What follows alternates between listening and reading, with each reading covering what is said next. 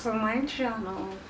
And today we're going to be talking about the Sabbath day, and it's something that I've just been getting revelation on for the last couple of months. So I felt led to come and share this because, you know, as I'm learning it, I like to share what I'm learning, and you know, whether people believe it or don't believe it's completely up to you.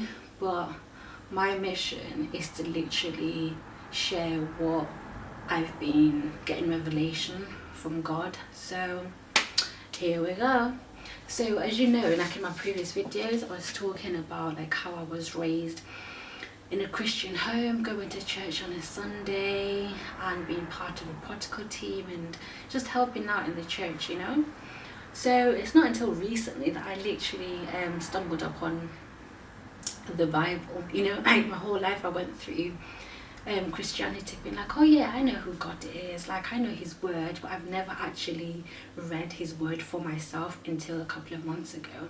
So the Sabbath day is the original day of worship that most Christians worshipped God, the creator of heaven and earth.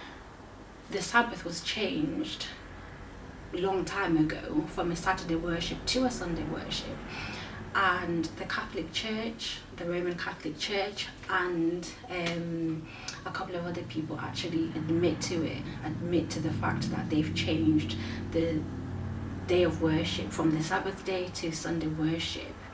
And the Catholic Church basically say we have changed the day of worship from Saturday to Sunday because of their ecclesiastical powers.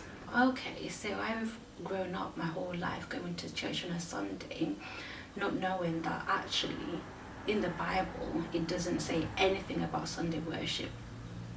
From Genesis all the way through to Revelations, there's no one single passage or one single sentence that says Sunday worship, none whatsoever.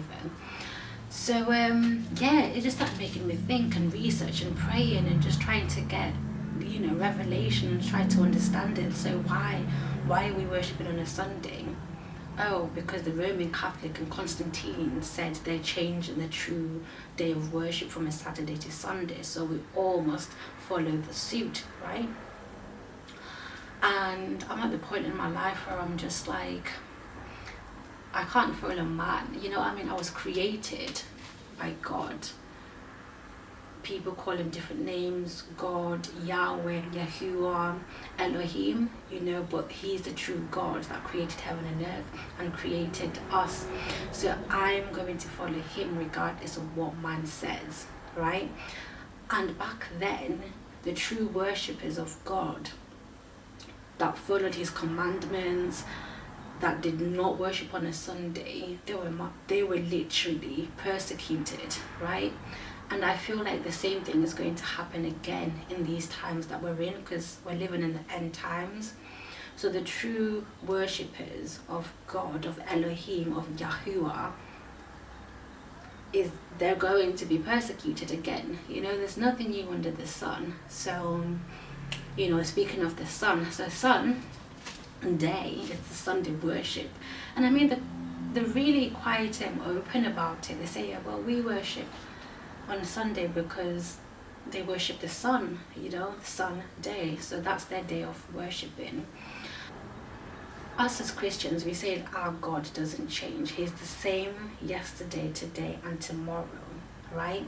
So if back then in the biblical times he said worship me on a Saturday, on the Sabbath, and keep it holy, then my thing is, well, he's not going to change. If he wanted worship on a Saturday, on a Sabbath back then, he is going to want the same kind of worship today, because he doesn't change. This is Psalms 81:34, and it says, I will not violate my covenant or alter what my lips have uttered. Once for all, I have sworn by my holiness, right? So that alone for me proves that he's the same yesterday, today and tomorrow. So he's not going to change. If he wanted worship that way then, he wants to worship exactly the same way now, right? So That's one thing. And also in the 10 Commandments, when I started reading them, I thought, oh, that's interesting. One of the commandments is remember the Sabbath day and keep it holy. So now why would he say remember if he hadn't said it before, right? You say to someone remember something because you want them to remember something that you said. So he said in his 10 Commandments, remember the Sabbath and keep it holy. Okay, we must remember the Sabbath day, but how come the church today is not remembering the Sabbath? The church today is doing Sunday worship, okay? Matthew 15:18 is, these people honor me with their lips, but their hearts are far from me. They worship me in vain. Their teachings are but rules taught by men. It's like, okay, that's interesting. And it's not only a couple of chapters or verses or books that talk about the Sabbath day. It's consistent throughout the Bible, like consistent, literally. So, okay, in Genesis chapter 2 verse 2, it says, by the seventh day God had finished the work he had been doing. So on the seventh day he rested from all his work, and God blessed the seventh day and made it holy, because on it he rested from all the work of creating that he had done. Okay, so he's there, it's saying that God did all that. On the seventh day he rested, and that's what we're supposed to do as Christians. We're supposed to be resting on the Sabbath, you know, worshipping him, like acknowledging him that he gave us this life, he created everything around us, right? Moving on to Exodus, because some people say, well, you know, the Sabbath back then, it was for the Jews then, it was for the people back then, it wasn't for us, it's not for the time that we're living in now. So Exodus 31:12 says, then the Lord said to Moses, say to the Israelites, you must observe my Sabbaths. This will be a sign between me and you for the generations to come, so that you may know that I am the Lord who makes you holy, as a lasting covenant, right? So over there, it even says for the generations to come. So if it was back then, he wouldn't have said for the generations to come, because it would just be like, for you guys, it's this, right? But he went on further to say for the generations to come, to know that I am the Lord and who makes them holy, right? In Mark chapter 2 verse 27, the Sabbath was made for man and not man for the Sabbath, okay? And Ezekiel 20:12, also I gave them my Sabbaths as a sign between us, so they would know that I, the Lord, made them holy. Okay? This is from Matthew 7:13. Enter through the narrow gate, for wide is the gate, and broad is the road that leads to destruction, and many enter through it. But small is the gate and narrow the road that leads to life, and only a few find it. I find it very interesting that Sunday worship is becoming a law. There's going to be a law coming in very soon. If you're aware of what's been going on, especially in the last few months, like Trump wants to make Sunday law a thing, like literally a law.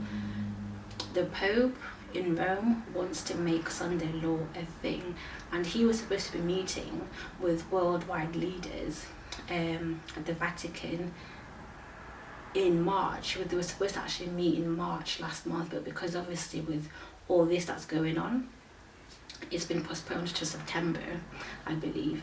So it's coming, Sunday law is coming, you know. So it's another thing that made me think, wait a minute, it's actually becoming a law, like to worship on a Sunday. So that means the whole world will actually have to go under this law to worship on a Sunday.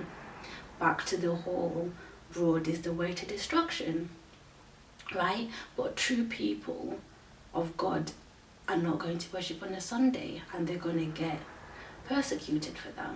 And another thing is Kanye West. He came out with an album, you know, saying Jesus is King.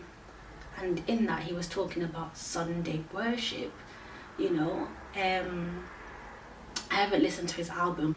It makes me think about Daniel chapter 3 when it talks about the three guys. Their names is Shadrach, Meshach, and Abednego, something like that. Sorry if I'm butchering the names, but like they were told to bow down and worship the image that Nebuchadnezzar had created for people of all lands, languages, and cultures to bow down and worship. But them three said, nope, we're not bowing down to worship that image, because we worship the true living God, the true God that created heaven and earth. So Nebuchadnezzar put them in a fiery furnace, turned up the heat 7 times hotter than it usually is. And they said, do what you have to do, but we're not going to bow down and worship you. If we die, we die because we know that our Creator is our God, but we know that He's going to save us, He's going to deliver us from your hand. And there you go, that amount of faith. They had faith because they knew who they served. Well, that's in Daniel 3 if you want to go and check that out. So it's that kind of thing. In these end times, we need to be those sort of people that say, I'm not going to bow down to man. I'm not going to bow down to this Sunday law. I'm a Sabbath keeper now, and that's how it's going to be. Like, if I'm going to be persecuted, killed for that, so be it. I know the Father that I serve. I know the God that I serve. I believe we're living in the end times, and Jesus, Yeshua HaMashiach, is coming back for his people, and all the signs are pointing towards it.